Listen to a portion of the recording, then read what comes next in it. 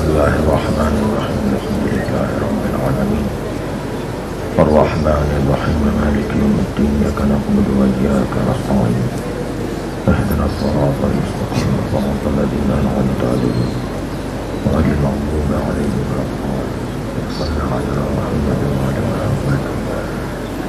أعوذ بالله من الشيطان الرجيم بسم الله الرحمن الرحيم.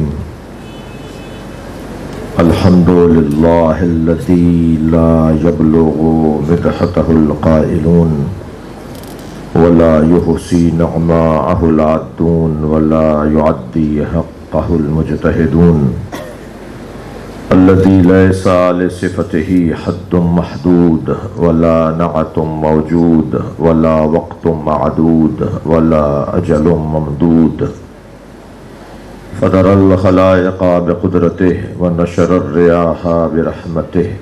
الصلاة والسلام على الرسول المسدد المصطفى الأمجد المحمود الأحمد سيدنا ومولانا ومولى الكونين جد الحسن والحسين علي أبو القاسم محمد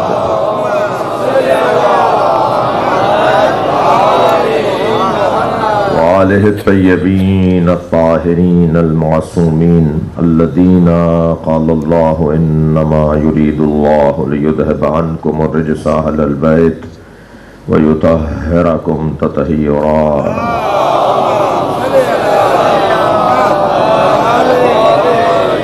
ولعنة الله على أعدائهم أجمعين من يوم عداوتهم إلى قيام يوم الدين. أما بعد، قال الحكيم في قرآن الكريم بسم الله الرحمن الرحيم فمن حاجك فيه من بعد ما جاءك من العلم فقل تعالوا ندعو أبناءنا وأبناءكم ونساءنا ونساءكم وأنفسنا وأنفسكم ثم نبتهل فنجعل لعنة الله على الكاذبين.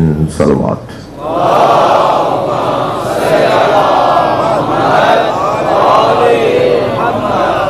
سورہ مبارکہ آل عمران آیت نمبر 61. جتن کی شان میں اللہ نے اس آیت کو نازل کیا ہے.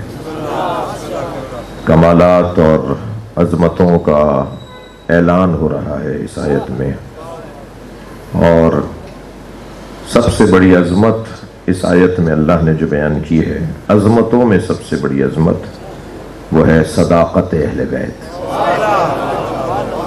جب آپ کہیں گے نا کہ اہل بیت کی صداقت، تو پھر صداقت ایک ایسی کنجی ہے جس سے سارے کمالات کھلتے ہیں.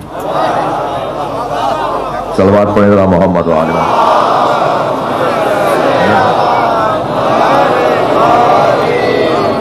سچائی ہے تو لفظ یہ 4 حرفی لفظ ہے. صداقت کہہ لیجئے کہ 5 حرفی لفظ ہے، سچائی 4 حرفی لفظ ہے. یہ ہے تو 4 اور 5 حرفوں میں، مگر پورا اسلام اگر خلاصہ ہوتا ہے تو وہ صداقت میں ہوتا ہے. یعنی اسلام کی تمام تر تعلیمات کا خلاصہ ایک لفظ ہے اور وہ ہے صداقت. اللہ ہے، نبی مرسل ہیں، قرآن منزل ہے، فرشتے وجود رکھتے ہیں، جنت ہے، حور ہے، عذاب آخرت ہے، جنت کی نعمتیں ہیں. یہ ایک لمبی لسٹ بنے گی. تورات ہے، زبور ہے، انجیل ہے، قرآن ہے، اور آگے بڑھوں علی ہے. جتنے بھی آپ ہے کا ایک لسٹ بنائیں گے نا، وہ سب ہیں ثابت ہوں گے صداقت کی بنیاد پر، سچائی کی بنیاد پر. یعنی اللہ کے وجود پر، اگر میں اہل دقت سے بات کر رہا ہوں، اللہ کے وجود پر اگر دلیلوں کو آپ جمع کریں گے تو اللہ کے وجود پر دلیلوں میں سب سے بڑی دلیل اللہ ہے کا جملہ انہوں نے کہا ہے جو سچے ہیں. یعنی انبیاء. صلوات پڑھیں ذرا محمد والے.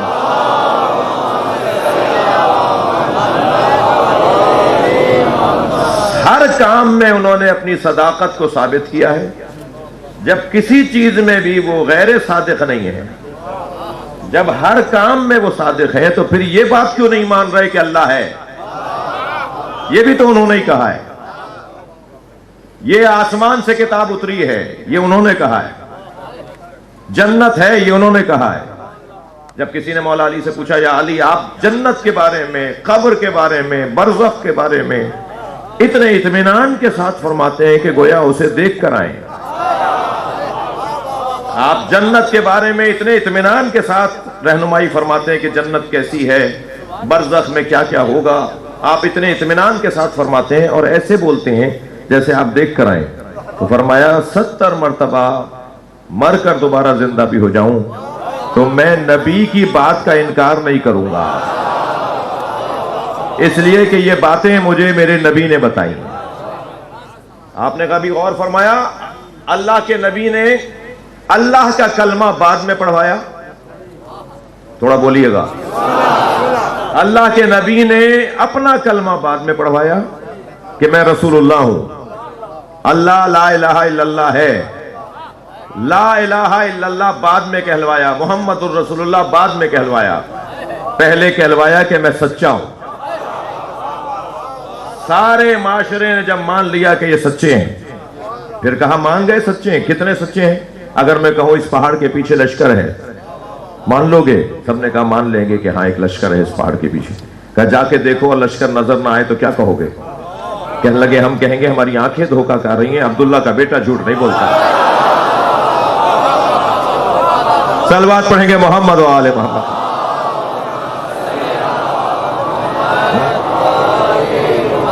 تم ہم آپ کو اتنا سچا مانتے ہیں کہ آپ کی بات کو مانیں گے، ہماری آنکھوں کے اوپر ہم اعتبار نہیں کریں گے. ہم یہ کہہ دیں گے کہ ہماری آنکھیں دھوکہ کھا سکتی ہیں مگر عبداللہ کا بیٹا جھوٹ نہیں بولتا. اس نبی نے کہا کہ پھر کہو لا الہ الا اللہ. اس نبی نے کہا کہ پھر کہو محمد رسول اللہ. اسی نبی نے غدیر میں کہا کہ کہو علی ولی اللہ. صلوات پڑھیں محمد و آل محمد.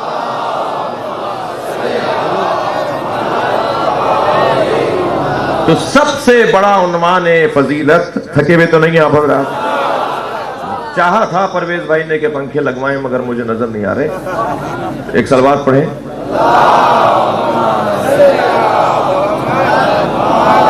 آج ذرا موسم کے بھی کچھ توقعات تھی کہ شاید بارش نہ ہو جائے، یہ نہ ہو جائے. بہرحال توجہ کر چاہوں گا آپ سے، سب سے بڑا عنوان فضیلت اگر کچھ ہے تو وہ صداقت ہے. جی صداقت، سچا ہونا. لہذا قرآن مجید میں پنجتن کے قافلے کو صادقین کا قافلہ کہا گیا. یہ صادقین کا قافلہ ہے جو مباہلے میں گیا ہے، اور جو بھی ان کے مقابلے میں آئے گا تو سچ کی ضد جو بھی ہے وہی بول دیجئے آپ. میں اگر قرآن کی آیت پڑھوں گا تو لوگوں کو تسلی ہو جائے گی. جی جو بھی سچوں کے مقابلے میں آئے گا وہ کون ہے؟ نہیں ایسے نہیں، تھوڑا سا بولیے میرے ساتھ.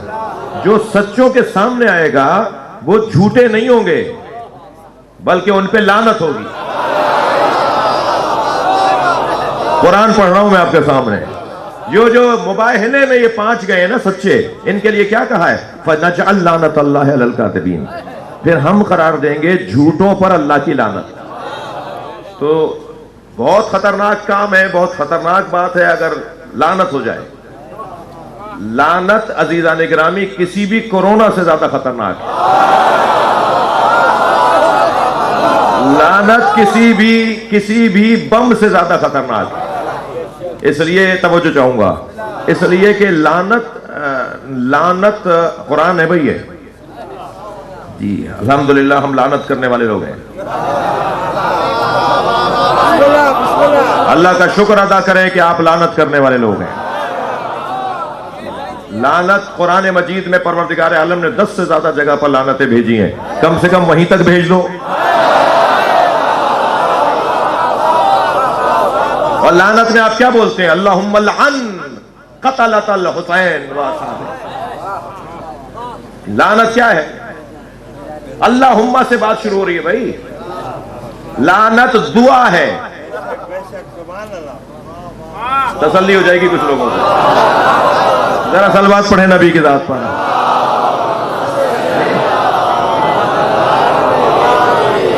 لعنت کا آغاز جو ہوتا ہے نا وہ ہوتا ہے اللہم سے. یا اللہ، اللہم کا ترجمہ ہوگا یا اللہ. یا اللہ اللہم لعن، یا اللہ لعنت بھیج. ہم تو دعا کر رہے ہیں، اگر نہیں ہوں گے قابل تو نہیں جائے گی.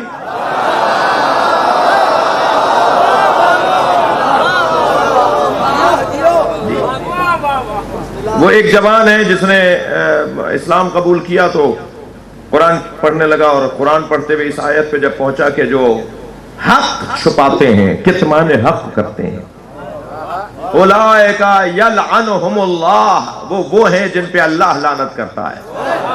وَيَلْعَنُهُمُ اللَّاعِنُونَ، اور ان پر لعنت کرنے والے لعنت کرتے ہیں. اللہ کے علاوہ اللہ لعنت کرتا ہے، قرآن ہے یہ، اللہ لعنت کرتا ہے اور لعنت کرنے والے لعنت کرتے ہیں. تو وہ کہنے لگا میں جگہ جگہ گیا، میں نے پوچھا کہ بھئی آپ لعنت کرتے ہیں کسی پر؟ بچوں ذرا ہم نے روکا تھا کہ وائس یہ موبائل نہیں بناؤ گے تم، یہ ویڈیو جو بنا رہے ہو نا یہ روک دو، یہ لائف موبائل آپ کے برابر میں کوئی اٹھائے تو آپ ٹوکیے اسے، مجھے ممبر سے میرا ٹائم ضائع نہ کیجیے. ایک صلوات پڑھ لیں ذرا.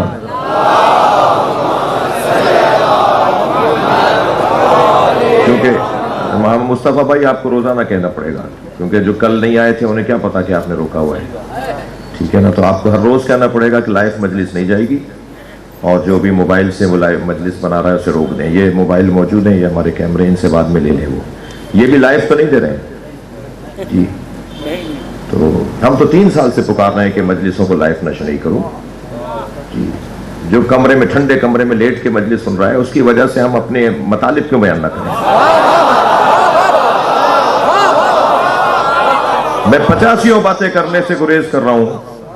85 باتوں سے مراد یہ ہے کہ فضائل کی باتیں. ہمارے پاس وقت نہیں ہے کسی اور پہ غور کرنے کا جی. اہل بیت کے فضائل کی سنگین باتیں، وزنی باتیں، اہل بیت کی عظمت کی سنگین باتیں ہم نہیں کر پاتے، یہ سوچ کر کہ پتہ نہیں وہ جو بیٹھا ہوا لیٹا ہوا سوچ رہا ہے، سن رہا ہے، اس کا کتنا اس کا مطالعہ ہے، کتنا اس کا مبلغ علم ہے. یہاں تو میں ترتیب سے بات کر رہا ہوں نا.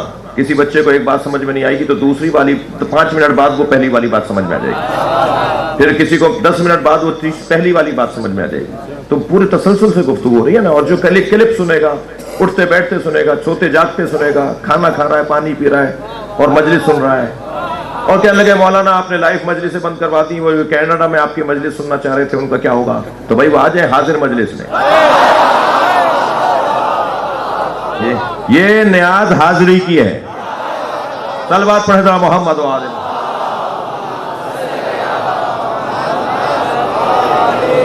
ماشاءاللہ آپ صلوات سب مل کر پڑھ رہے ہیں، باہر والے، اندر والے، چھت والے، مسجد والے، سب مل کر صلوات پڑھیں.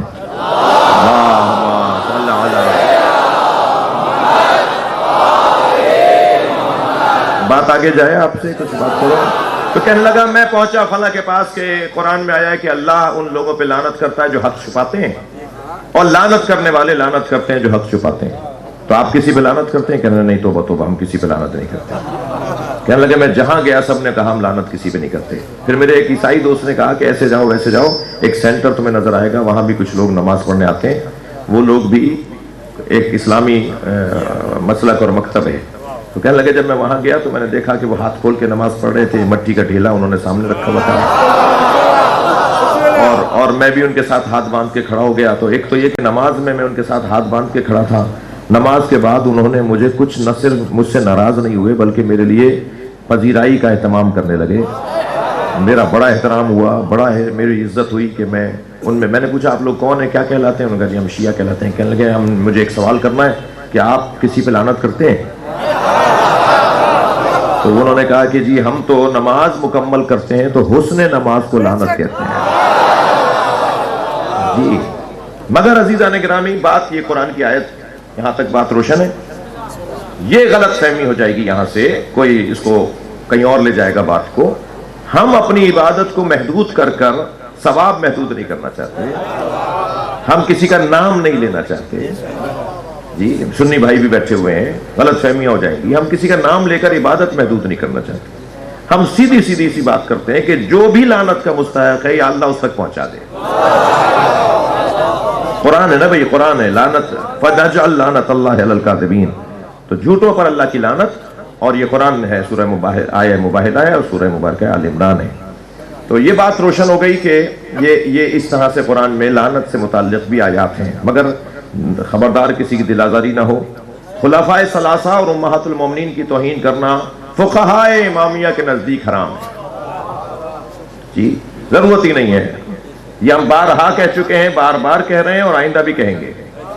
اور اگر کسی عالم کسی ذاکر نے ایسا کیا ہو تو اس کے سامنے وہ فتویٰ رکھ دیا کرو کہ مولانا یہ فتویٰ صرف کتابوں میں لکھنے کا نہیں ہے، عمل کر کے دکھاؤ. ہم توہین نہیں کریں گے ہم ان کے بارے میں کوئی، کیونکہ وہ مقدسات اہل سنت ہیں، اور مقدسات اہل سنت کی توہین کرنا فقہائے امامیہ کے نزدیک حرام ہے. جی مقدسات اہل سنت کی. تو بس اسی جملے کے ساتھ میں گزارش کرتا آیا ہوں اور آج بھی کر رہا ہوں کہ اہل سنت طے کریں گے کہ کون کون مقدس ہیں.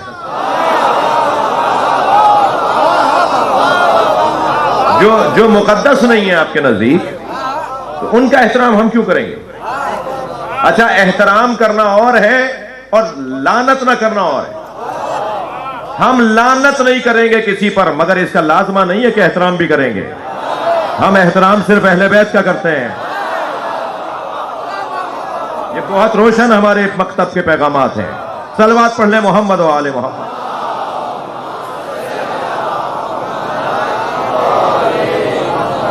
بات آگے بڑھے تو بات اس آیہ کریمہ میں یہ ہوئی ہے کہ فَنَجْعَلْ لَعْنَتَ اللَّهِ عَلَى الْكَاذِبِينَ، سچوں کی بات ہے. صداقت سب سے بڑا عنوان فضیلت. جتنا آپ سچے ہوتے چلے جائیں گے، جتنا آپ سچے کہلائیں گے، اتنی ہی آپ کی عظمت بڑھتی چلی جائے گی. اہل بیت ہر باب فضیلت میں صادق اور سچے. کوئی ایسی فضیلت کی بات نہیں ہے جس میں اہل بیت صادق نہ ہو، سچے نہ ہو. ایسا ہی ہے عزیزو. اس آیت میں یوں تو مولا نبی کی فضیلت بیان ہوئی ہے، کیونکہ نبی سے اللہ کہہ رہا ہے فَمَنْ حَاجَّكَ فِيهِ مِنْ بَعْدِ مَا جَاءَكَ مِنَ الْعِلْمِ، علم آ جانے کے بعد اگر آپ سے کوئی بحثم بحثی کرے، کٹ حجتی کرے، زدم زدہ کرے، آپ کی بات نہ مانے، تو پھر آپ یہ کہہ دیجئے. تو اصل تو وہ نبی سے مخاطب ہے، وہ اصل نبی کی بات نہیں مان رہا. اور جو نبی کی بات نہیں مانتا تو پھر اس پر مصیبت بڑھتی ہے. جو نبی کی بات نہیں مانتا پھر اس پہ مصیبت بڑھتی ہے. ایک مصیبت تو یہ بڑھتی ہے کہ اس کے سامنے سچوں کا قافلہ آ جاتا ہے، اور ایک مصیبت اس کی یہ بڑھتی ہے کہ اس پہ اللہ کی لعنت آ جاتی ہے. تو نبی کی بات ماننے کے فائدے ہیں اور نہ ماننے کے نقصانات تو ہو رہے ہیں. اگر تم نے بات ماننی ہے تو دلیل سے مانو گے، اور اگر دلیل تمہارے سامنے دے دی جائے اور تمہارے پاس دلیل نہ ہو تو پھر تم پر یہ دو مشکلات آ جائیں گی. تو پہلا عنوان فضیلت تو سرکار کی ذات ہے. دوسرا عنوان فضیلت سرکار نے فرمایا، اللہ نے فرمایا نبی سے، نبی نے فرمایا امت سے کہ فَقُلْ تَعَالُوا نَدْعُوا أَبْنَاءَنَا. پھر یہ اعلان ہو جانا چاہیے، پھر فیصلہ ہو جانا چاہیے کہ ہم اپنے بیٹے لاتے ہیں، تم اپنے بیٹے لاؤ. ہم اپنے بیٹے لاتے ہیں، تم اپنے بیٹے لاؤ. اہل دقت بیٹھے ہیں، مجلس سننے والے بیٹھے ہیں، تفسیر قرآن سننا چاہتے ہیں. آیت میں یہ نہیں ہے فَقُلْ تَعَالُوا نَدْعُوا أَبْنَاءَكُمْ وَأَبْنَاءَنَا، تم اپنے بیٹے لے آؤ، ہم اپنے بیٹے لے آتے ہیں. بلکہ آیت میں یہ ہے کہ ہم اپنے بیٹے لاتے ہیں، تم اپنے بیٹے لاؤ. یعنی اس کو برعکس نہیں ہے آیت کے اندر کہ تم اپنے بیٹے لے آؤ، ہم اپنے بیٹے. ممکن ہے کوئی کہے کیا فرق ہے مولانا، کیا فرق ہے کہ ہم اپنے بیٹے لاتے ہیں تم اپنے بیٹے لاؤ، یہ بولیں، یا یہ بول دیں کہ تم اپنے بیٹے لاؤ ہم اپنے بیٹے لاتے ہیں؟ کیا فرق ہے دونوں میں؟ بہت موٹا فرق ہے. یہاں نبی فرما رہے ہیں پہلے ہم لائیں گے. جو سچا ہوتا ہے وہ میدان میں آنے سے ڈرتا نہیں ہے. بھائی تھک رہے ہیں آپ میری باتوں سے. جو سچا ہوتا ہے نا اپنے نظریے میں، اپنے قول میں، اپنے مقصد میں جو سچا ہوتا ہے وہ یہ نہیں کہتا کہ میں نہیں آؤں گا تم آؤ، وہ کہتا ہے پہلے میں آؤں گا. لہذا یہ قاعدہ لے لیں میرے بچے اور جوان، جہاں کہیں آپ سچے ہو میدان چھوڑ کے نہ جائیے گا. اکیلے بھی جائیں گے تو آپ کے ساتھ فرشتوں کا لشکر آ جائے گا. میدان چھوڑ کے جانا سچوں کا کام نہیں ہے. اگر کبھی ایسا بھی ہونا کہ مولانا ہم نے بات تو صحیح کی ہے مگر ہمارے ساتھ لوگ ساتھ نہیں دے رہے، یہ والی باتیں علی والے نہیں کرتے کہ لوگ ساتھ نہیں دے رہے. میں تو بہت کچھ کرنا چاہتا ہوں، لوگ ساتھ نہیں دے رہے. تم لوگوں کے لیے کرنا چاہتے ہو یا اللہ کے لیے؟ اگر اللہ کے لیے کرنا چاہتے ہو پھر اللہ پہ توکل کر کے میدان میں اتر آؤ، پھر اللہ غیب سے مدد بھیجے گا. حضرت عبد المطلب نے یہی تو کہا تھا کہ میں اونٹوں کا رب ہوں، خانہ کعبہ کا رب تو ہے، اپنے گھر کی حفاظت کر. اور کہہ کر آ گئے کہ وہ خود بچانے والا ہے اپنے گھر کو، اور آ کے خلاف کعبہ کو پکڑا اور پھر مناجات پڑھی، یا اللہ میں نے تجھ پہ توکل کر کے کہہ دیا. ابھی پردہ چھوڑا نہیں تھا کہ لاکھوں کی تعداد میں ابابیل کا لشکر آیا. جب اللہ پہ بھروسہ کیا جاتا ہے تو پھر غیب سے مدد آتی ہے. جنگ بدر میں کتنے لوگ تھے؟ 313. اسلام کی پہلی جنگ میں 313 اور اسلام کی آخری جنگ میں بھی 313 ہوں گے.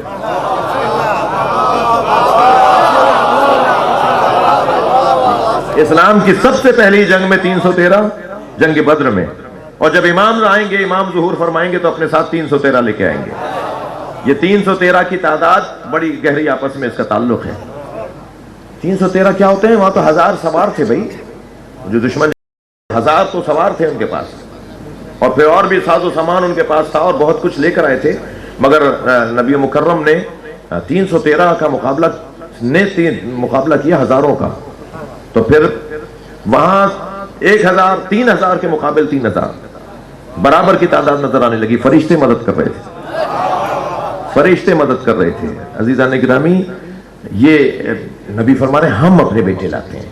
سچے ہو نا تو پہلے تم آؤ. اور دوسرا پیغام، جو اپنی اولاد کو قربان کرنے کو تیار نہیں ہے اور ساری امت کو داؤ پہ لگانے کو تیار ہے. آپ کے اپنے بیٹے تو امریکہ میں جا کے پڑھتے ہیں اور پورے پاکستانیوں کو آپ نے جہاد پہ بھیج دیا. سید حسن نصر اللہ کی طرح بن کے دکھاؤ نا، کہ اپنے بیٹے کا جنازہ اٹھا کے کہیں اللہم تقبل منا ھذا القربان. اپنے بیٹے کے جنازے کے نماز جنازہ بیٹے کی، جوان بیٹے کی خود پڑھائی. کہا کہ میں جب تک اپنے بچے قربان نہیں کروں گا کسی قوم کے بندے سے کیسے کہوں گا کہ آئیے آپ بھی میدان میں آ جائیے. میری بات میں اثر ہی نہیں ہوگا جب تک کہ خود عمل نہیں کروں گا. توجہ کر لی آپ نے؟ فرمایا ہم اپنے بیٹے لاتے ہیں، تم اپنے بیٹے. ہم پہلے لائیں گے بھائی. اچھا دیکھیے، تلوار کے میدان میں تو پھر بچنے کی گنجائش تھی بھائی. مجلسی لوگ بیٹھے ہیں، گردن ہلاتے رہیں. تلوار کا میدان ہوتا ہے نا، زخم لگا ٹھیک ہو جائے گا. تلوار کے میدان میں پھر بھی بچنے کی گنجائش ہے. لعنت کے میدان میں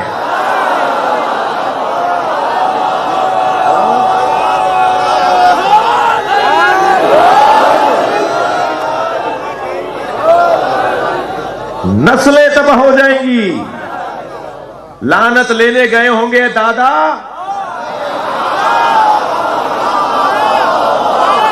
اور دسیوں پڑ پوتے قربان ہو جائیں گے. لہذا یہ میدان معمولی میدان نہیں ہے. یہاں سرکار اپنے بچوں کو قربان کر رہے ہیں. میدان مباہلہ در حقیقت اپنے خاندان کو اپنے نظریے پہ قربان کرنا ہے.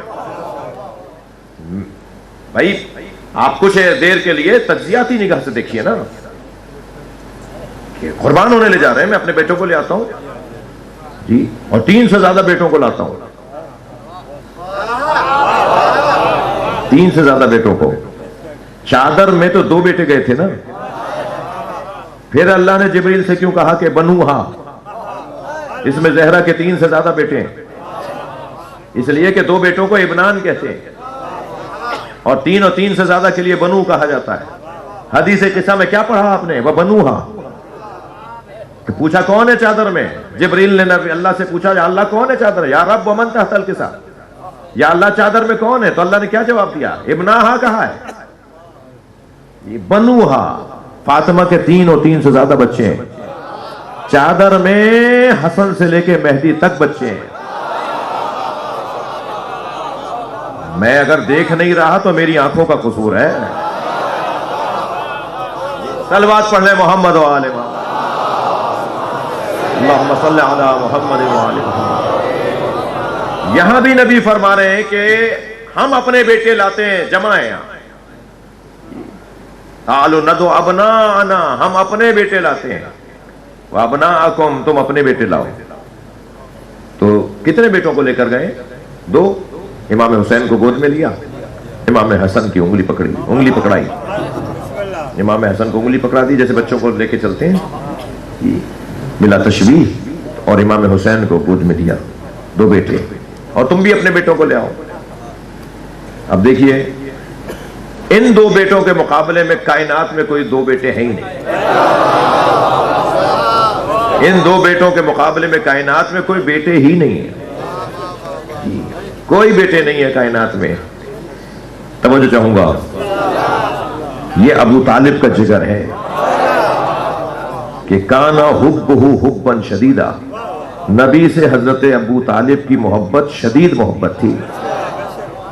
لم یحبہ لا یحبہ ولدا.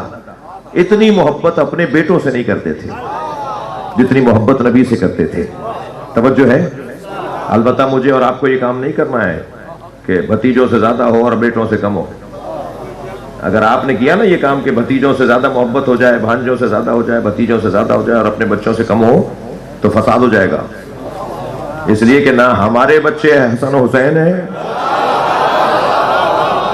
نہ ہمارے بچے محمد اور علی ہیں معاذ اللہ, اور نہ ہی ہم ابو طالب ہیں. وہ قصہ ہی کچھ اور ہے. جانتے ہیں, بچے بھی جانتے ہیں.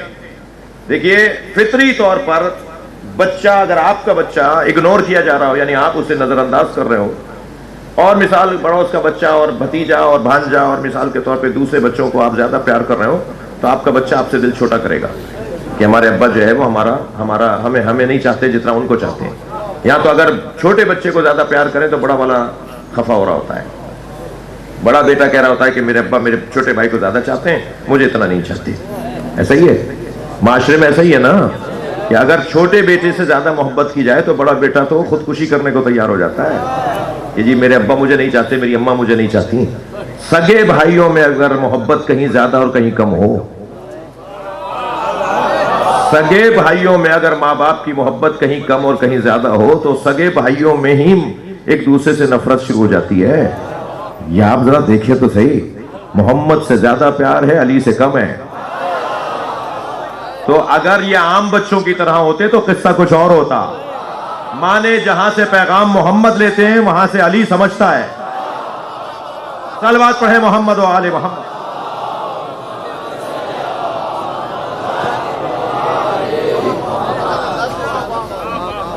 جی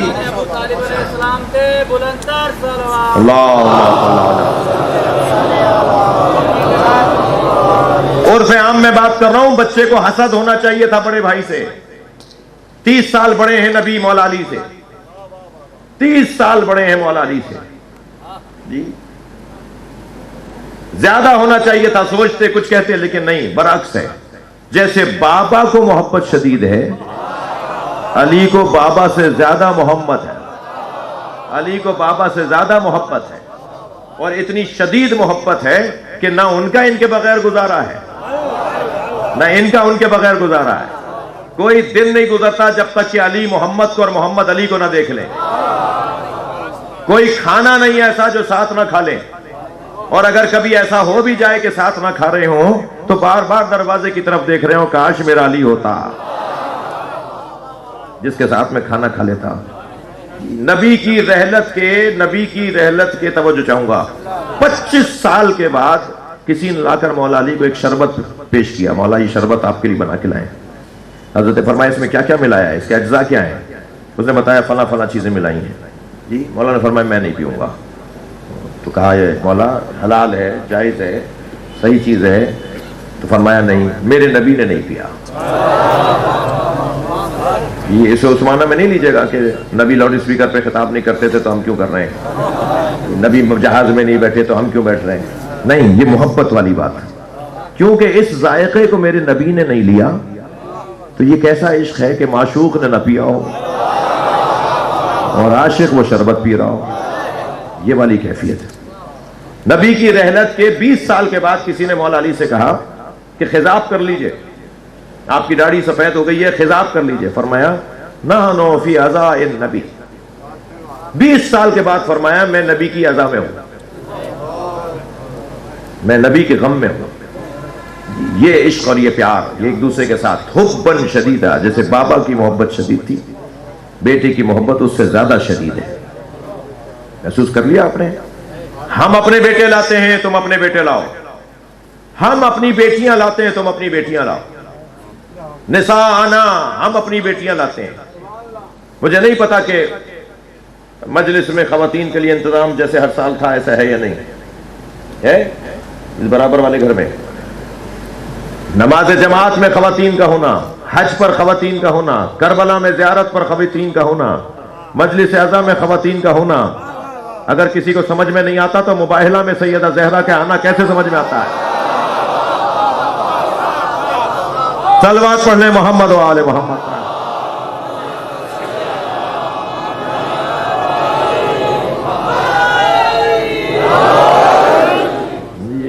ایک صاحب کہنے لگے یہ جو شیعہ حضرات ہیں یہ روڈوں پہ، چوکوں پہ، چاراہوں پر جلوس نکالتے ہیں تو جناب زینب کا نام لیتے ہیں، بیویوں کا نام بازاروں میں لیتے ہیں.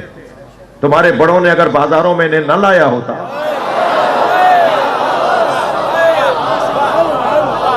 ایک تو یہ جواب، اور دوسرا جواب یہ ہے کہ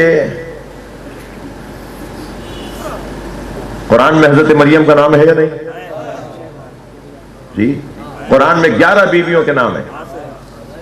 جی تو قرآن پڑھیں یا نہیں؟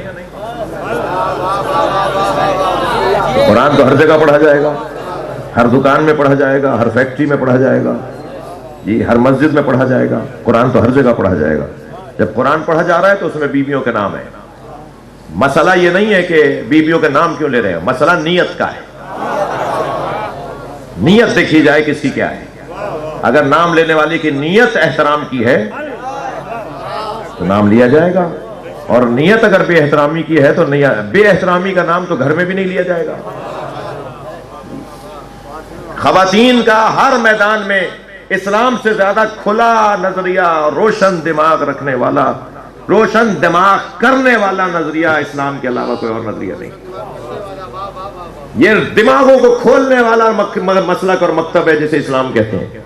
خواتین کو، عزیزان گرامی، عجیب سی بات ہے جی، بیٹا باپ بیٹی سے کہتا ہے بیٹی تمہیں میں نے اسکول میں داخلہ کروایا ہے، دیکھو باپ کی عزت رکھنا. بچی نے کہا کہ ابا میں ڈاکٹر بننا چاہتی ہوں، تمہیں فلاں کالج میں داخلہ کروا دیتے ہیں، باپ کی عزت رکھنا. ابا میں فلاں کورس کرنے کے لیے اسلام آباد جانا چاہتی ہوں، بیٹا چلی جاؤ مگر باپ کی عزت رکھنا. تمہاری کلاس میں کوئی ایجوکیشن ہے، لڑکے بھی پڑھتے ہیں، باپ کی عزت رکھنا. ایک لمبی لسٹ بنتی ہے. باپ بیٹی سے کہتا ہے باپ کی عزت رکھنا، باپ کی عزت رکھنا. جب باپ مر جاتا ہے تو میراث نہیں ملتی، باپ کی عزت کیوں نہیں رکھ رہے؟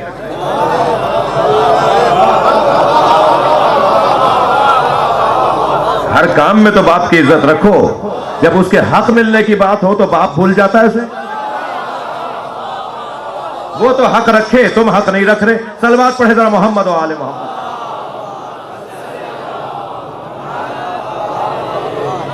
نہیں آپ نے صلوات بھی ایسی ہی پڑھی ہے بس.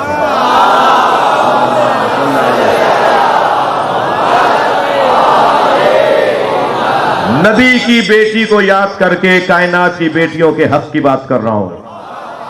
صلوات پڑھیں محمد و آل محمد.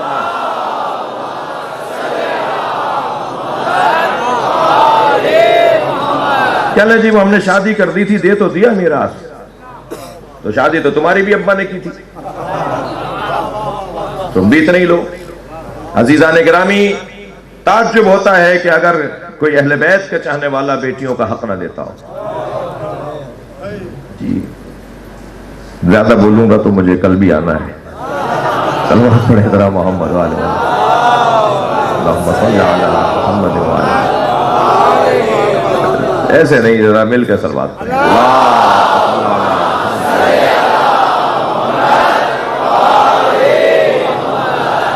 جی آپ معاشرے کی اصلاح کی ہمیں جرت حاصل ہو،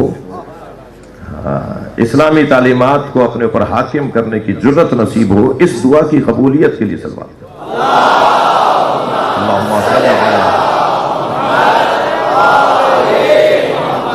آگے بڑھے بات، ہم اپنے بیٹے لاتے ہیں تم اپنے بیٹے لاؤ، ہم اپنی بیٹیاں لاتے ہیں تم اپنی بیٹیاں لاؤ۔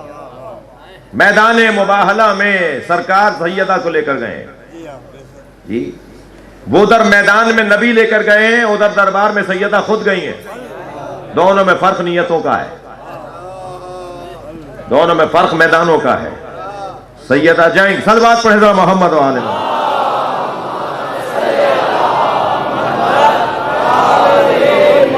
ہم اپنی بیٹیاں لاتے ہیں تم اپنی بیٹیاں لاؤ۔ ممکن ہے کوئی میرا بھائی مجلس کے بعد مجھے روک لے کہ آپ نے ترجمہ بیٹیاں کیوں کیا، یہاں تو نساء کا لفظ ہے۔ ہم اپنے بیٹے لاتے ہیں، یہ بات ٹھیک ہے، ابنانا و ابناکم، ہمارے بیٹے، ہم اپنے بیٹے لاتے ہیں تم اپنے بیٹے لاؤ۔ ابن ابنان بیٹوں کو کہتے ہیں، تو یہ نساء تو بیٹیوں کو نہیں کہتے، نساء تو عورتوں کو کہتے ہیں۔ ہم اپنی ترجمہ کیجئے نا مولانا صاحب، ہم اپنی عورتوں کو لاتے ہیں تم اپنی عورتوں کو لاؤ۔ تو یہ ترجمہ آپ کیوں کر رہے ہیں کہ ہم اپنی بیٹیوں کو لاتے ہیں تم اپنی بیٹیوں کو لاؤ؟ تو اہل علم بیٹھے ہوئے ہیں اور قرآن سمجھنا چاہتے ہیں، وہ بیٹھے ہیں۔ قرآن مجید میں جہاں کہیں بھی ابن کے ساتھ نساء کا لفظ آئے گا تو ترجمہ ہوگا بیٹی، اور اگر رجل کے ساتھ نساء کا لفظ آئے گا تو ترجمہ ہوگا عورت۔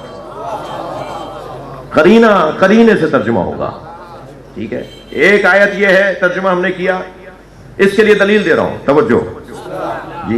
یذبحون ابناءکم ویستحیون نساءکم، وہ تمہارے بیٹوں کو ذبح کر دیتے ہیں اور بیٹیوں کو چھوڑ دیتے ہیں۔ قرآن کا یہ ترجمہ سب نے یہی کیا جو میں کر رہا ہوں، وہ تمہارے بیٹوں کو ذبح کر دیتے ہیں اور بیٹیوں کو چھوڑ دیتے ہیں۔ تو نساء کا ترجمہ یہاں آپ نے بیٹی کیوں کیا ہے؟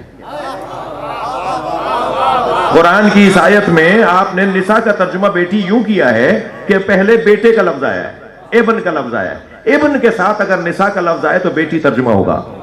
جب وہاں یہ ترجمہ کر رہے ہیں تو مباہلے میں کیوں نہیں کر رہے ہیں؟ مباہلے میں بھی ترجمہ کریں گے، ہم اپنے بیٹے لاتے ہیں تم اپنے بیٹے لاؤ، ہم اپنی بیٹیاں لاتے ہیں تم اپنی بیٹیاں لاؤ۔ اور پھر آیت آگے بڑھی، وَأَنفُسَنَا وَأَنفُسَكُمْ، ہم اپنے جیسے لاتے ہیں تم اپنے جیسے لاؤ۔ اور اپنے جیسوں کی جگہ نبی مولا علی کو لے کر گئے، اللہ اکبر۔ ثم نبتہل، اور اس کے بعد مباہلہ کریں گے، وَنَجْعَلْ فَنَجْعَلْ لَعْنَةَ اللَّهِ عَلَى الْكَاذِبِينَ، اور مباہلہ یہ ہوگا کہ دونوں دعا کرتے ہیں، تم بھی اللہ کو مانتے ہو ہم بھی اللہ کو مانتے ہیں، مسیحیوں سے بات ہو رہی ہے نا، تم بھی اللہ کو مانتے ہو، تم تو زیادہ مانتے ہو، تم تو زیادہ مانتے ہو، تو تمہارا تو تعلق زیادہ اچھا ہوگا، تمہاری تو زیادہ سنی جائے گی۔ صلوات پڑھیں ذرا محمد و آل۔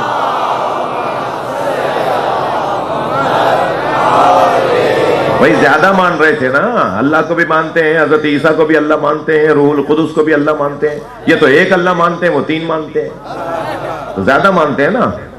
تم تو زیادہ مانتے ہو تو چلو تم بھی کہہ دو کہ جھوٹوں پہ لعنت ہو، دیکھتے ہیں کس کی دعا قبول ہوتی ہے۔ جس پہ لعنت آئے گی وہ جھوٹا ہوگا، جو بچ جائے گا وہ سچا ہوگا۔ یہ مباہلہ اچھا یاد رہے، یہ لفظ تو قرآن مجید کے اندر آیا ہے، احادیث کے اندر بھی آیا ہے، لیکن ہر شخص کو مباہلہ کرنے کا حق نہیں ہے۔ یہ کیا بات ہوئی کہ صاحب ہم بھی مباہلہ کرتے ہیں تم بھی مباہلہ کر لیتے ہیں، چھت سے کود جاتے ہیں، سمندر میں کود جاتے ہیں۔ تو بھائی مباہلہ کا اعلان کرنے کے لیے زبان بھی مصطفیٰ کی ہونی چاہیے، اور قبیلہ بھی پنجتن کا ہونا چاہیے، تو کردار کا مقابلہ کردار کے ساتھ، ٹھیک ہے۔ تو یہ والی گفتگو بھی بہت روشن ہے، بات آگے بڑھا رہا ہوں۔ فرمایا پھر ہم مباہلہ کریں گے اور پھر جھوٹوں پہ اللہ دعا کریں گے، اللہ سے کیا دعا کریں گے؟ یا اللہ لعنت بھیج دے۔ تو لعنت جو ہے وہ دعا ہے، کیا آپ اللہ سے بات کرنے پہ بھی پابندی لگائیں گے؟ لعنت دعا ہے، اللہم یا اللہ جھوٹوں پہ لعنت کر دے، یا اللہ ظالموں پہ لعنت کر دے، یا اللہ جنہوں نے حق چھپایا اس پہ لعنت کر دے۔ یہ قرآن کی آیتیں ہیں جو میں نے آپ کو سنا دی ابھی۔ تو یہ بات روشن ہو گئی۔ اب میں آپ سے اجازت چاہوں گا کہ اپنے گفتگو کو اپنے اصلی مضمون میں تبدیل کروں۔ اس آیت میں بیٹوں کا ذکر ہے، نبی کے بیٹوں کا اعلان نبی نے کیا، اور قرآن کی سورہ مبارکہ نساء کی 65ویں آیت کے اندر ارشاد ہوا، توجہ چاہوں گا، ان اللہ اصطفى آدم ونوحا وآل ابراہیم وآل عمران علی العالمین ذریۃ بعضھا لبعض۔ اللہ کہہ رہا ہے کہ میں نے آدم کو چن لیا، نوح کو چن لیا، آل ابراہیم کو چن لیا، آل عمران کو چن لیا، اور بعض کی اولاد کو بعض کی اولاد بنا دیا۔ آپ کی اولاد آپ کی ہے، آپ کے بھائی کی تو نہیں ہے جی، آپ کی بہن کی اولاد بہن کی اولاد ہے، آپ کی تو نہیں ہے، کتنا ہی آپ اسے بیٹا کہتے رہے ہیں۔ یہ قرآن کیا کہہ رہا ہے کہ ہم نے بعض کی اولاد کو بعض کی اولاد بنا دیا۔ یہ آیت سمجھ میں نہیں آئے گی جب تک کہ علی سے نہ پوچھا جائے۔ میرے مولا فرماتے ہیں وَسِبْتَ أَحْمَدٍ وَلَدَيَ مِنْهَا فَمَنْ مِنْكُمْ سَهْمٌ كَسَهْمِي، میں نبی کے 2 بیٹوں کا باپ ہوں۔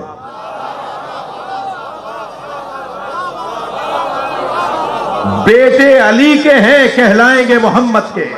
صلوات پڑھیں محمد و آل محمد۔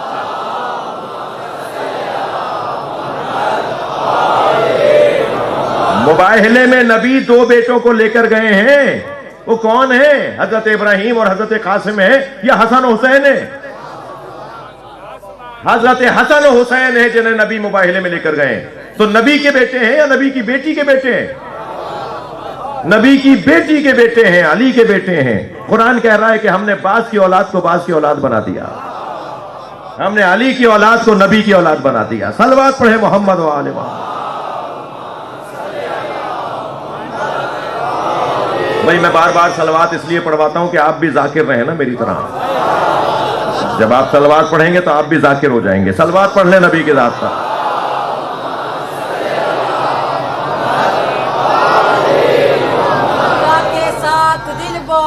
علی مولا، علی مولا، زمین بولی فلک بولا، علی مولا، علی مولا، ہر ایک میزان میں تولا، علی مولا، علی مولا، بلند کرے نعرہ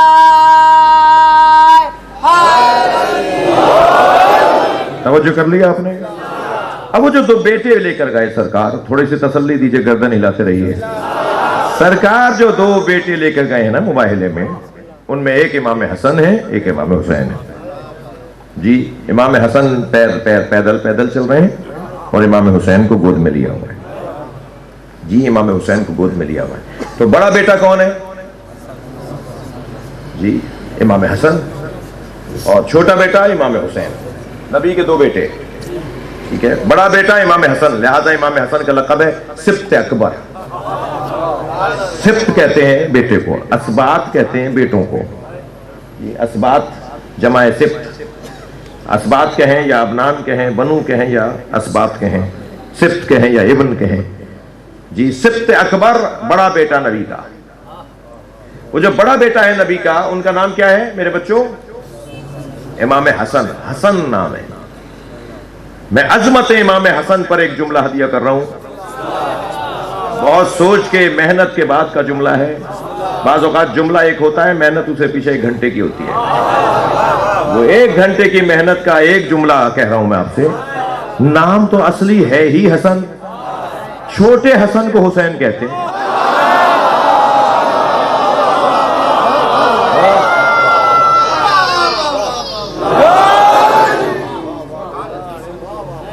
حسین نام ہے، چھوٹا حسن، حسین یعنی چھوٹا حسن، حسن کا چھوٹا حسین۔ اصلی نام دونوں بھائیوں کا ایک ہی ہے، ایک بڑا ایک چھوٹا، دونوں حسن۔ یہ امام حسن کی عظمت کا ایک عظیم باب ہے کہ نام ایک ہی ہے، ایک کو بڑا کہا ایک کو چھوٹا کہا ہے۔ حسین چھوٹا حسن، چھوٹا حسن۔ حدیث کہتی ہے، نبی فرماتے ہیں کہ میرا حسن من صدر ہی الی رأس، سینے سے لے کر سر تک جو شباہت ہے میری، وہ حسن میں ہے۔ یعنی میرا حسن، میرا بیٹا حسن، میرے سینے سے لے کے میرے سر تک مجھے اگر دیکھنا چاہتے ہو تو حسن کو دیکھو۔ اور من صدر ہی الی ما دونہ الی ما فوق الی ما تحت ہی، اور سینے سے لے کر پیروں تک میری شباہت حسین سے ہے. یہ حدیث سنی شیعہ نے لکھی ہے. فرماتے ہیں کہ سینے سے لے کے سر تک میں حسن میری طرح ہے، اور سینے سے لے کر پیروں تک حسین میری طرح ہے. جی چہرہ دیکھنا ہے نبی کا تو حسن کو دیکھو، اور لفظ بہتر کرو، رحمت دیکھنی ہے نبی کی تو حسن کو دیکھو، اور قیام دیکھنا ہے نبی کا تو حسین کو دیکھو.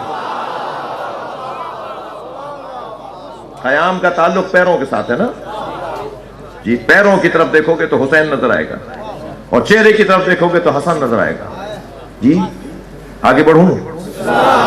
مجھے اندازہ ہو رہا ہے بہت گرمی بھی ہے آپ، مگر یہ فضائل اہل بیت کی گرمی آپ کو مادی گرمی سے بچا رہی ہے، اور آپ یقین جانیے کہ آج یہ گرمی برداشت کر لیجئے، آخرت کی گرمی ختم ہو جائے گی.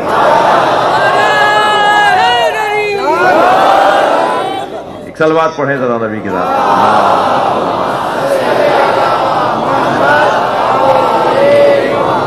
امام حسن مجتبی علیہ السلام کی عظمت کا باب ہے، اور میں نے ایک بات کی ہے تو ذرا بات پوری کر دیتا ہوں. سب سے افضل کائنات میں بعد از خدا کون ہے؟ نبی کی ذات. نبی کی ذات ایسا ہی ہے، بعد از خدا سب سے افضل نبی کی ذات. سارے نبیوں کا دیدار اگر کسی کو کرنا ہو تو ولی کو دیکھے. حدیث بڑی مشہور ہے، من اراد ان ينظر الى آدم فی علمہ، جو چاہتا ہے کہ حضرت آدم کو دیکھے کہ ان کا علم کیسا تھا. من اراد ان ينظر الى نوح فی حلمہ، اگر کوئی چاہتا ہے کہ نوح کو دیکھے کہ ان کا حلم کیسا تھا.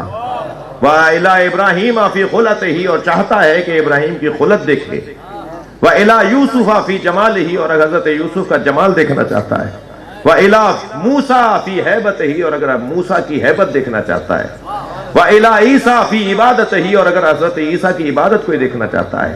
فَلْيَنظُرْ إِلَىٰ عَلِي بْنِ أَبِي طَالِبٍ، تو وہ اکیلے علی کا چہرہ دیکھ لے، سارے نبیوں کا کمالات ایک جگہ نظر آ جائے گا.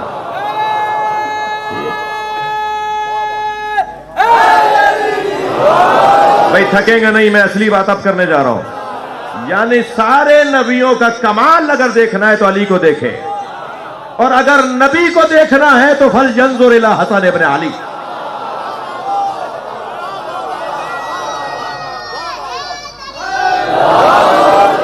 سرکار کا جمال اگر دیکھنا ہے، من اراد ان ينظر الى محمد، اگر کوئی چاہتا ہے کہ سرکار کا دیدار کرے، فَلْيَنظُرْ إِلَىٰ عَلِي بْنِ أَبِي طَالِبٍ، فَلْيَنظُرْ إِلَىٰ حسن ابن علی، وہ حسن ابن علی کو دیکھ لے.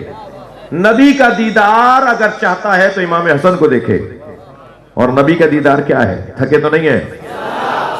زلیخا کا حال خراب ہو چکا تھا، چہرے کا رنگ بدل چکا تھا، جھریاں بڑھ چکی تھیں، ہاتھ پیر کانپ رہے تھے، بال سفید ہو گئے تھے، آنکھوں کا نور بھی چلا گیا تھا، اور بالکل بدل گئی تھی، جیسے وہ تھی ایسے نہیں رہی. اور خبر آئی کہ یوسف ہمارے شہر سے گزر رہے ہیں اور گزرتے ہوئے اپنا دیدار کروائیں گے. تو گرتی پڑتی اس رستے پہ جا کھڑی ہوئی جہاں سے حضرت یوسف کی بگی گزرتی، جہاں سے حضرت یوسف کی سواریاں گزرتی.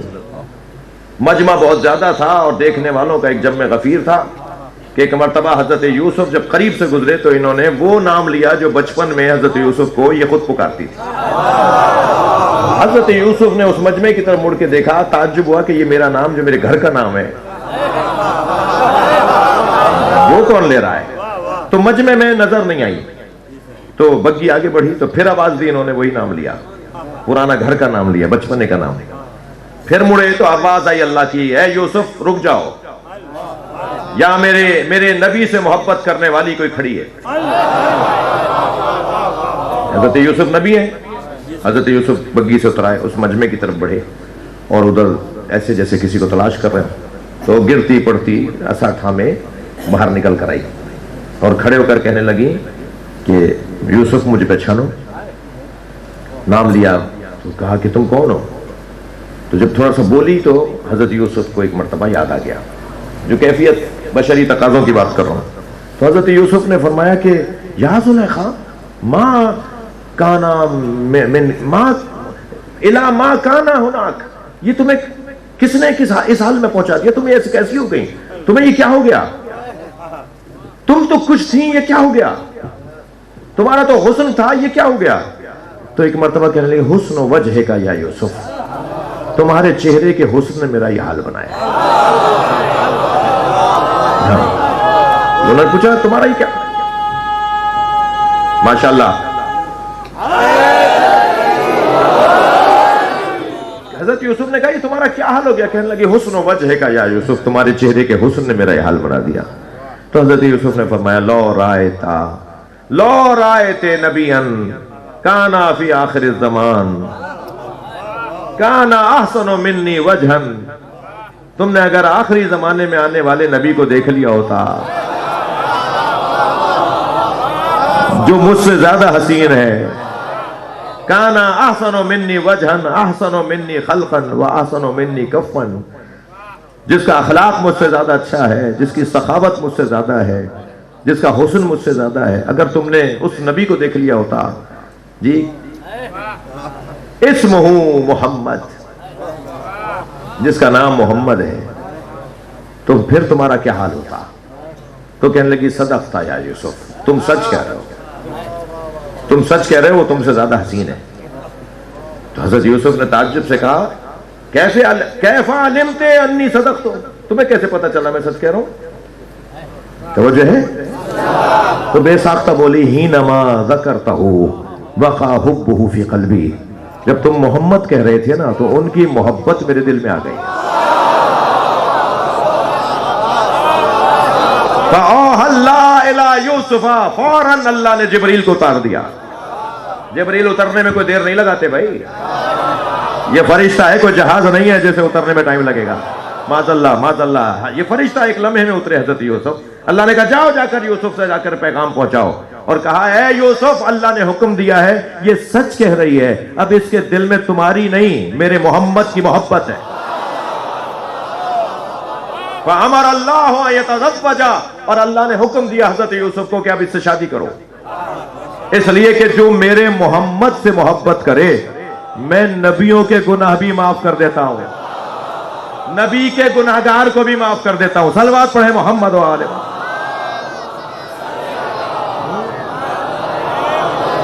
حضرت یوسف کی گناہگار تھی نا، کہ میں نبیوں کے ساتھ جس نے زیادتیاں کی ہوں گی اسے بھی معاف کر دوں گا اگر میرے محمد سے محبت ہو جائے گی۔ عزیزان گرامی، اگر حضرت یوسف سے کسی نے زیادتی کی ہو تو اللہ نام محمد کے صدقے میں معاف کر دے، تو یہ تو علی کے چاہنے والوں کا مجمع ہے، یہ تو اہل بیت کے چاہنے والوں کا مجمع ہے۔ اللہ پہ تو پہلے سیدہ معاف نہیں کرے گا کہ سیدہ کے چاہنے والے نبی کا واسطہ دے رہے ہیں اللہ کو کہ اللہ ان گناہگاروں کو معاف کر دے۔ اور پھر آپ نے دیکھا کہ وہ نبی کا چہرہ کہ جو حضرت یوسف سے زیادہ حسین ہے، اس سے اگر کوئی مشابہ ہے تو وہ امام حسن ہے جی، بالکل نبی کے مشابہ۔ مسجد سے نکل رہے تھے حضرت ابوبکر اور مولا امام حسن مولا علی، ایک مرتبہ پیچھے کی جانب سے ایسے دونوں ہاتھ پکڑ کے حضرت ابوبکر نے مولا حسن کو اپنے کاندھے میں بٹھا لیا۔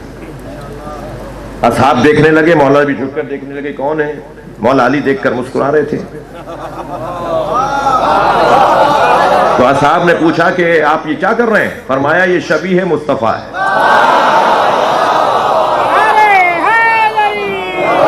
میں شبیہ مصطفیٰ کو کاندھوں پہ اٹھا رہا ہوں۔ تو مجھے ایک جملہ کہنے دیجئے، اس کا مطلب یہ ہے کہ شبیہوں کو کاندھوں پہ اٹھانا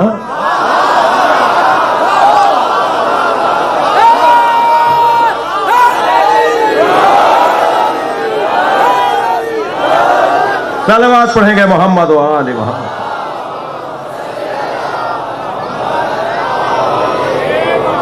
کل بات آگے بڑھے گی، امام حسن کی عظمت پر غور کرنا چاہ رہے ہیں، علم میں امام حسن پر کچھ بات ہو جی،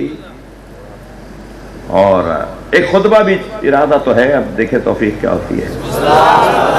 امام حسن کا ایک خطبہ بھی شاید آپ کو سناؤں جو امام نے ایک بڑے دربار میں دیا تھا جی، یہ خطبہ جو امام حسن نے ایک بڑے دربار میں دیا، اس کے جملے بھی سننے کے ہیں۔ توجہ ہے نا حضرات کی؟ اور انشاءاللہ کل آگے بڑھے گی بات. اب بھی مجھے لگ رہا ہے کہ گھنٹے سے زیادہ ہو گیا مجھے کچھ مصائب بھی پڑھنے اور گرمی بھی شدید ہے, تو انشاءاللہ کل بات آگے بڑھے گی. اجازت ہے؟ تو عزیزو, جس مولا امام حسن نے ایک خطبہ ارشاد فرمایا اور اس خطبے کا رنگ بابا والا ہے, جیسے مولا علی خطبہ دیتے تھے نا, ایسے امام حسن کا خطبہ ہے. یہ گھرانہ جب خطبہ دیتا ہے نا تو پھر درباروں کا رنگ بدلتا ہے. جی, حضرت عباس نے مکے میں خطبہ دیا, امام حسین نے مدینے سے مکہ, مکہ سے کربلا 52 خطبے دیے, جناب زہرا نے 5 خطبے دیے, جس میں 2 مردوں سے خطاب ہے اور 3 عورتوں سے خطاب ہے. جی, امام سجاد کی دعائیں 54 دعائیں صحیفہ سجادیہ میں, پھر مما الحق بہ, مما الحق من صحیفۃ سجادیہ, اس کے اندر 7 اور 7 14 دعائیں ہیں. 7 دعائیں ہفتوں کی ہیں اور 7 دعائیں ملحقات صحیفہ سجادیہ ہیں. حضرت زید شہید کا خطبہ, اس گھرانے کے خطبے جس کو احتجاجات کے نام سے بھی یاد کیا گیا ہے کتابوں میں. احتجاجات, احتجاج طبرسی, احتجاجات کے نام سے جو کلام ہے وہ ائمہ کے خطبے ہیں, اپنا حق بیان کرنے کے لیے جب کہیں خطاب کیا. ان خطابات میں ایک خطبہ جناب زینب کا بھی ہے, جو میری بیوی نے شام میں دیا ہے. حضرتاروں, کبھی سوچا کریں, اور ضروری نہیں ہے کہ کسی خطیب سے سنویں تو ہم روئیں. اہل بیت کے مصائب کو سوچ کر بھی رویا کریں, کبھی تنہائی میں, کبھی بستر پر, کبھی اکیلے ہونا کہیں تو کہیں اور دماغ نہ لے جائیں. سوچیں کہ ایک 4 سالہ بچی کے ساتھ کیا ہوا, سوچیں کہ ایک 4 سالہ بچی کا زندان میں دم کیسے نکلا. کربلا سے کوفہ, کوفہ سے شام, اور شام کا دربار, شام کا بازار, شام کا زندان, کب تک زندہ رہتی بچی. آخر دم گھٹ گیا, دل بند ہو جانے سے بی بی سکینہ زندان شام میں رحلت کر گئی. بچی تو زندان میں دفنا دی گئی, مگر بھائی سے کوئی پوچھے. دیکھیے, جب حضرت علی اکبر کا لاش آیا تھا تو غم بانٹنے والے بہت تھے. جب حضرت قاسم کا لاش آیا تھا تو غم بانٹنے والے بہت تھے, لیکن امام سجاد کی عجیب مصیبت ہے کہ امام سجاد کے ساتھ غم بانٹنے والا کوئی نہیں ہے. تنہا ہے امام زین العابدین. آپ کی میری اگر بچی کی طرف کوئی دیکھ لے تو ہمارے 4 دن تک کھانا پینا ہمارا اٹھ جائے گا. امام سجاد فرما رہے ہیں, انہیں کہو کہ آگے چلے جائیں, میری ماں بہنوں کا تماشا نہ دیکھیں, قربان جائیں, ہماری نسلیں قربان ہو جناب زینب کی جوتیوں پر. ابن ربی نامی ایک مسافر ہے, وہ شام کے ایک سرائے میں ٹھہرا ہوا ہے. کہتا ہے میں سو رہا تھا مسافر خانے میں کہ شادیانے بجنے کی آوازیں آئیں, ڈھول بج رہے تھے اور شہنائیاں بجائی جا رہی تھیں اور رقص کی آوازیں آ رہی تھیں اور خوشی اور ترانے بجائے جا رہے تھے. کہتا ہے میں اٹھا اور میں نے برابر والے حجرے میں ٹھہرے ایک مسافر سے پوچھا کہ آج مسلمانوں کی کوئی عید تو نہیں ہے, تو مسلمان آج جشن کیوں منا رہے ہیں؟ تو اس نے کہا کہ کربلا میں ایک باغی کو مارا ہے, اس کا کٹا ہوا سر لے کر آئے ہیں اور اس کے بچوں کو اسیر بنا کے لائے ہیں. جنگ جیتنے پر جشن منایا جا رہا ہے. یہ ابن ربی کہتا ہے مجھے سمجھ میں نہیں آیا یہ باغی کون تھا جسے کربلا میں مارا ہے, اس کے بچوں کو لے کر آئے ہیں. کہتا ہے میں اپنے سرائے سے نکل کر جب رستے پر آیا جہاں سے بازار سے قافلہ گزر رہا تھا تو میں نے عجیب منظر دیکھا کہ کٹے ہوئے سر ہیں جو نیزوں کی انیوں پر سوار ہیں, مگر جس سر کو دیکھتا ہوں میری آنکھیں ٹھہر نہیں پاتی. اس چہرے کا روب ایسا ہے, اس چہرے کا جلال ایسا ہے, اور ایک سر کا تو عجیب روب ہے کہ وہ کٹنے کے بعد بھی قرآن پڑھ رہا تھا. اجرکم اللہ. جو رونے آئے اپنی آوازوں کو آزاد کریں گے, میں ایسے ہی مسائل مکمل کروں گا. کہتا ہے مجھے سمجھ میں نہیں آیا کہ آخر یہ کون ہے, کہ ایک مرتبہ میری نگاہ گئی تو کچھ بیویاں بھی تھیں, مگر میں نے ان کی جلال کی وجہ سے ادھر نہیں دیکھا. میری نگاہ ایک شخص پر گئی جس کے ہاتھوں میں ہتھکڑیاں ہیں، پیروں میں بیڑیاں ہیں، گلے میں خاردار طوق ہے، وہ گردن جھکا کے آگے آگے چل رہا ہے۔ کہتا ہے میں ان کے قریب چلا گیا اور میں نے کہا تم نے کربلا میں کیا کیا تھا؟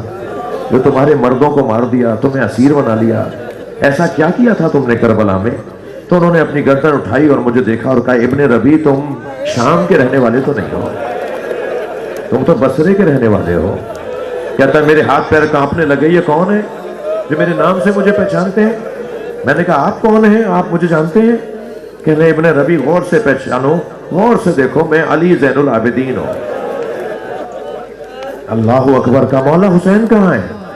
کہا وہ جو قرآن پڑھ رہا ہے نا سر، وہ میرے بابا حسین کا سر ہے، اور وہ بھائی علی اکبر کا سر ہے، اور وہ قاسم کا سر ہے، اور وہ گھوڑے کی گردن میں چچا عباس کا سر ہے، اور ان بیویوں کے بارے میں نہ پوچھنا، اس میں زینب بھی ہیں، اس میں میری ماں بہنیں بھی ہیں، اجرکم اللہ، تھکے نہیں عزادارو، مجھے چند منزلیں لینی ہیں۔ ابن ربی کہتا ہے کہ مولا حکم کرے میں کیا کروں؟ اللہ کسی کریم کو یہ دن نہ دکھائے۔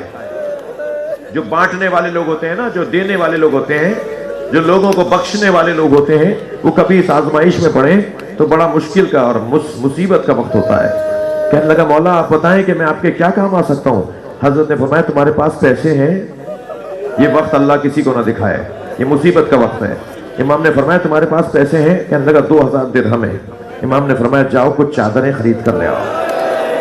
اجرکم اللہ، اجرکم اللہ، اجرکم اللہ، آواز آزاد کریں اپنی۔ جب آپ بلند آواز سے روتے ہیں امام جعفر صادق دعا دیتے ہیں۔ امام نے فرمایا جاؤ جا کے کچھ چادریں خرید لاؤ۔ ابن ربی کہتا ہے 1000 درہم سے میں چادریں لے کر آیا۔ امام نے فرمایا بیویوں کو جا کے دے دو۔ کہتا ہے میں نے بیویوں کو چادریں دی، بیویوں کے سروں پہ چادریں گئیں، ابھی کچھ دیر گزری تھی کہ نیزہ اٹھائے ہوئے ظالم آئے، اور پھر شام کے بازار میں واہ حجابہ، واہ حجابہ کے نوحے بلند ہوئے۔ اجرکم اللہ۔ کہتا ہے میں آ کر امام کی خدمت میں کھڑا ہو گیا، مولا حکم کریں۔ امام نے فرمایا اور کتنے پیسے ہیں؟ اور کتنے پیسے ہیں؟ کہنے لگا مولا 1000 درہم باقی ہیں۔ امام نے فرمایا جو نیزے اٹھائے ہوئے لوگ ہیں نا، جن نیزوں پہ سر چڑھے ہوئے ہیں، انہیں دربار میں پیسے ملیں گے، اس لیے یہ سر اٹھا کے لائیں۔ تم انہیں پیسے دے کر کہو کہ سروں کو آگے لے جاؤ تاکہ لوگ سروں کو دیکھیں، میری ماں بہنوں سے دور ہو جائیں۔ ابن ربی نے پیسے دے دے کے آگے بھیج دو، لیکن عزادارو کوئی آگے گیا کوئی نہیں گیا۔ اسی اسنا میں، بس مجلس مکمل کر رہا ہوں، اسی اسنا میں ابن ربی کہتا ہے کہ میں نے کیا دیکھا، جھولیوں میں پتھر اٹھائے ہوئے لوگ، وہ بیویوں کو پتھر مار رہے تھے، امام کو پتھر مار رہے تھے۔ ایک شخص نے حسین کی پیشانی پر پتھر مارا۔ کہتا ہے مجھ سے رہا نہیں گیا، میں نے تلوار نکالی تو امام سجاد کی آواز آئی ابن ربی رکو، تم سے ایک پتھر برداشت نہیں ہوا، ہم کربلا سے پتھر کھاتے آ رہے ہیں، ہمیں دربار شام میں جانے دو، ہمیں نانا کا دین سمجھانے دو، ہمیں بابا کی قربانی پہنچانے دو۔ اللہ لعنت اللہ علی قوم الظالمین۔ یا اللہ ان آوازوں پر رحمت نازل فرما، رونے والوں کی توفیقات میں اضافہ فرما، امام زمانہ کے ظہور میں تعجیل فرما۔ اللہم صلی علی محمد۔